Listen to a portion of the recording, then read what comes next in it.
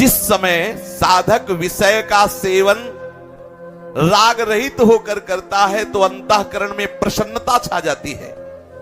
यह प्रसन्नता महान मानसिक तप है, जो शारीरिक तप और वाचिक तप से भी ऊंचा है। अतः उपासक को राग पूर्वक विषयों का सेवन कभी नहीं करना चाहिए। यह देखना होगा, जिसे ज्यादातर हम राग पूर्वक ही सेवन करते हैं, जिसमें हमारी रसेंद्री की प्रियता है, हम वही पाते हैं। कितने लोग बोलते हैं प्याज लहसुन तो कंदमूल फल है। हाँ, कहते हैं बाबा तुम्हारी बुद्धि को क्या हो गया, प्याज लहसुन तो कंदमूल फल है। मतलब ऋषि यही पाते थे, जितने पहले थे वो सब और कोई फल नहीं, यही कंदमूल फल है। मतलब ऋषियों के आश्रमों में केवल यही कंदमूल फल रहते थे, प्याज लहसुन। कैसी बुद्धि मारी गई है। बहुत सावधान। शास्त्र जिसे कहता है ये नहीं पाना, उसमें क्यों नहीं लगाना। क्यों लगाया, तो श्रद्धा नहीं। श्रद्धा विश्वास के साथ सत्संग और शास्त्र का सेवन करें तो हमें कोई प्याज लहसुन से द्वेष नहीं है। शास्त्र आज्ञा करता है सेवन नहीं करना। तो अब क्या होगा कि अगर कोई पड़ोस में प्याज लहसुन बना रहा तो उससे आपको घृणा नहीं होगी, क्योंकि आपने द्वेष पूर्वक नहीं त्यागा है। शास्त्र निषेध है, वो अपना जाने, वो जो कर रहा है उसको घृणा नहीं कि नाक में कपड़ा लगा कैसा राक्षस है प्याज पार, ऐसा नहीं। क्योंकि ऐसी चेष्टा आप जो कर रहे हैं द्वेष की चेष्टा है, घृणा की। साधक में घृणा नफरत द्वेष ये नहीं होता। हमारे लिए शास्त्र आज्ञा नहीं, गुरु आज्ञा नहीं, इसलिए हम पाते नहीं। ठीक है, जो जैसा अगर कोई पूछेगा तो यही बोलेंगे नहीं पाना है, लेकिन अगर कोई पा रहा तो उसकी निंदा नहीं करेंगे, उसकी घृणा नफरत नहीं करेंगे। ये उपासक का स्वरूप है। राग और द्वेष इन दोनों से ही संसारी बन गया चिदानंदमय अंश प्रभु का। बहुत ध्यान देने का विषय है। राग द्वेष रहित इंद्रियों से विषयों का सेवन करने से निश्चित हृदय प्रसन्नता से भर जाता है। देखो, विषय सेवन से कहीं प्रसन्नता नहीं होती, लेकिन भगवान कह रहे हैं कि यदि राग रहित सेवन करोगे विषय तो वो आवश्यकता के अनुसार होगा और वो प्रसन्नता। देखो, थोड़ा सत्वगुणी भोजन पाके देखो, भगवत अर्पित किया हुआ सात्विक भोजन, शरीर के अनुकूल, स्वास्थ्य बढ़ाने वाला, तो आप देखो उस दिन बहुत भजन में मन लगेगा, शांति रहेगी, प्रसन्नता रहेगी। और राग पूर्वक खूब वो जलन वाली मिर्च पड़ी चटनी समोसा, ये गरम गरम एकदम, और ऐसे वो तमोगुणी रजोगुणी पैदा कर देगी वृत्ति, और भजन में मन नहीं लगेगा, अशांति। राग पूर्वक विषयों का सेवन भजन निश्चित नहीं होने देता। राग द्वेष रहित इंद्रियों से विषयों का सेवन करने से जो प्रसन्नता होती है, उसका अगर सुख भोग ना किया जाए तो परमात्मा प्राप्ति वही प्रसन्नता करा देगी। अब उस प्रसन्नता में रुकना नहीं, क्योंकि वो अल्प प्रसन्नता है। उस प्रसन्नता को भोग नहीं करना। अगर भोग करोगे तो हम हो जाएगा भोग। उस प्रसन्नता, देखो, छोटे मोटे आनंद में तृप्ति का अनुभव न मत करो। जैसे कोई विषयी जीव है, एक दो माला जपा तो बताने लगता है कि 2 माला जपे। भजन करते हैं हम 2 माला, और जो दिन भर भजन करते हैं उनसे पूछो तो रो देंगे। वो क्या हुआ, वो छोटे आनंद में तृप्त नहीं होते, उनको आनंद समुद्र चाहिए। इसलिए कह रहे हैं भजन नहीं हो रहा जैसा होना चाहिए। वो जल रहे, भजन नहीं हो, वो कह रहा भजन हो गया, 2 माला हो गए। हम जब किसी त्याग से जो शांति मिलती है उसका भोग न करें, क्योंकि हम परम शांति को प्राप्त नहीं हुए। परमात्म तत्व का बोध हो जाना परम शांति है। परमात्म तत्व में स्थित हो जाना परम प्रसन्नता है। प्रसादे सर्व दुखा नाम हानिरस्योपजायते। चित्त की प्रसन्नता प्राप्त होने पर संपूर्ण दुखों का नाश हो जाता है। कोई भी दुख उसे दुखी नहीं कर सकता जिसका हृदय प्रसन्न होने लगा। प्रसन्नता उसी को मिलती है जो राग द्वेष रहित आवश्यकता के अनुसार विषयों का सेवन करते हुए परमात्म चिंतन में, विषय चिंतन में नहीं, परमात्म चिंतन में, भगवत चिंतन में। जहां हम किसी भी विषय का राग पूर्वक सेवन करेंगे, देख लेना खिन्नता हो जाएगी। ये सिद्धांत है। असंतुष्टता, बिना किसी कारण के असंतुष्ट है, जलन है, भोग की और प्रियता अंदर से बढ़ती चली जा रही है।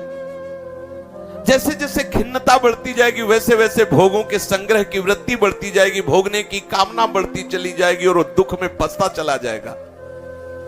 जहां राग मिटा तो चित्त प्रसन्न हुआ, जैसे जैसे प्रसन्नता होगी वैसे वैसे संसार से वैराग्य होता चला जाएगा।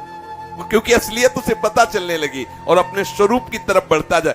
इसीलिए राग द्वेष त्यागी चित्त प्रसन्न, प्रसन्न चित्त ही, प्रसन्न आत्मा ही ब्रह्मभूत होता है, ब्रह्मभूत ही अखंड प्रसन्न होता है। जितने भी दुख हैं सब के सब शरीर और संसार में हैं, अर्थात प्रकृति में।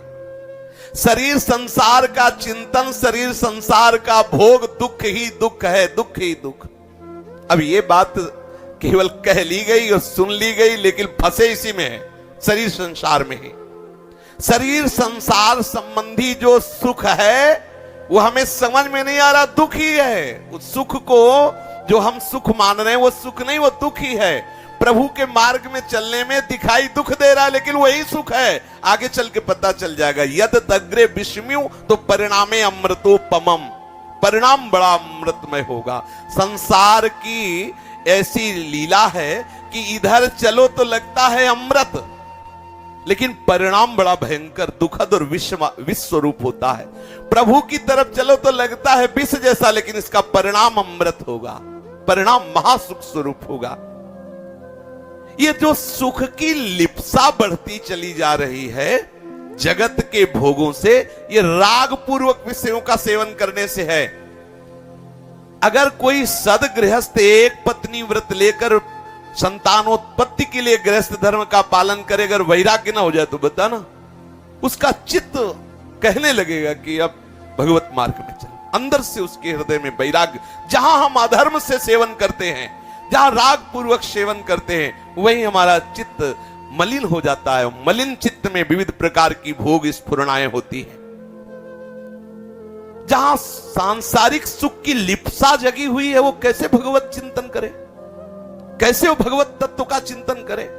शरीर संसार प्रिय लग रहा है, अपना लग रहा है, विषय सुखमय लग रहा है, तो हम वो एक नाटक भर कर रहे हैं भजन का, वास्तविक भजन नहीं हो रहा। बिना संसार से संबंध विच्छेद हुए, बिना शरीर से अपनापन गए असली भजन नहीं आता। ये अंदर की बात है। जैसे कह दिया जाए कि अब हम तो बाबा जी बन गए तो संसार का संबंध विच्छेद हो गया, कुछ नहीं, ये सब बाहरी बात है। संबंध विच्छेद चिंतन से होता है। आपका चिंतन प्रभु का हो रहा ना, संबंध विच्छेद हो गया। अब प्रभु से संबंध हो गया, संसार से संबंध हट गया। अच्छा, हम जहां भी जाएंगे शरीर लेके ही तो जाएंगे, तो पूरे संसार का नमूना है शरीर, क्या नहीं है इसमें? जब भगवान है तो सब है इसमें, सब पूरा प्रपंच भरा है। शरीर राग मतलब पूरे संसार का राग। जहां भी जाओगे वो प्रकृति का ही होगा और शरीर आपके साथ है। अंदर वासनाएं शरीर सुख की है, वो पूरा प्रपंची ही है। और जो अंदर से भगवत चिंतन परायण है, जागतिक चिंतन का त्यागी है, वो चाहे जिस भेष में रहे, चाहे जहां रहे, वो भगवत अनुरागी है। संसार का संबंध विच्छेद किए हुए है, क्योंकि चिंतन उसका प्रभु का निरंतर हो रहा है। प्रसन्न चेतसो ह्रास बुद्धि पर्यवतिष्ठते, जिसका चित्त सदैव प्रसन्न रहता है। पीछे सुना कैसे प्रसन्न रहता है? जो राग द्वेष रहित होकर आवश्यकता के अनुसार शास्त्र सिद्धांत की मर्यादा में विषयों का सेवन करते, उनका चित्त प्रसन्न हो जाता है। और प्रसन्न आत्मा ही निरंतर भगवत चिंतन परायण होता है। उसकी बुद्धि बहुत जल्दी प्रभु में स्थित हो जाती है। प्रसन्न चेतसो ह्रास बुद्धि परिवतिष्ठते, प्रसन्न चित्त वाले की बुद्धि बहुत जल्दी परमात्मा तत्व में स्थित हो जाती है। साधक कि जब बुद्धि प्रभु में स्थित हो गई, बस अब पूर्णता हो, अब पायो परम विश्राम। अब किसी विषय की सत्ता ही नहीं रह गई। प्रारंभ होता है स्वरूप से विषय त्याग, लेकिन विषय चिंतन हो रहा है। जब हम विषय चिंतन त्याग करके भगवत चिंतन परायण होते हैं तो विषयों से वैराग्य होने लगता है। वैराग्य की